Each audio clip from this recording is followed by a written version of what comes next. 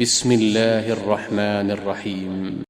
يسبح لله ما في السماوات وما في الأرض الملك القدوس العزيز الحكيم.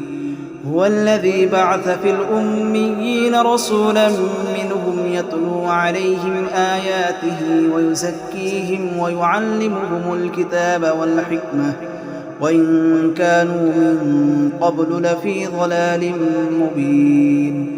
وآخرين منهم لما يلحقوا بهم وهو العزيز الحكيم. ذلك فضل الله يؤتيه من يشاء والله ذو الفضل العظيم.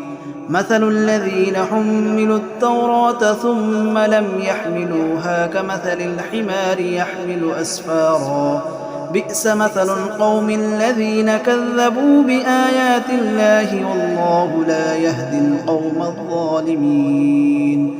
قل يا أيها الذين هادوا إن زعمتم أنكم أولياء لله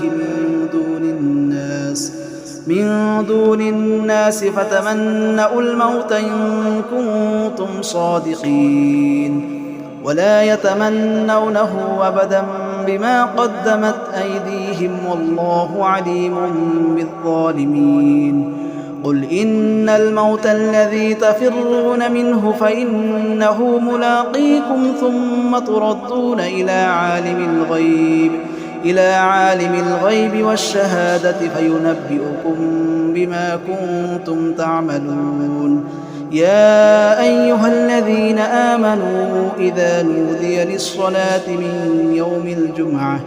من يوم الجمعة فاسعوا إلى ذكر الله وذروا البيع ذلكم خير لكم إن كنتم تعلمون.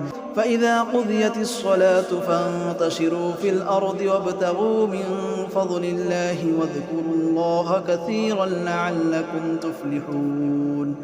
وإذا رأوا تجارة أو لهوا انفضوا إليها وتركوك قائما قل ما عند الله خير من اللهو ومن التجارة والله خير الرازقين.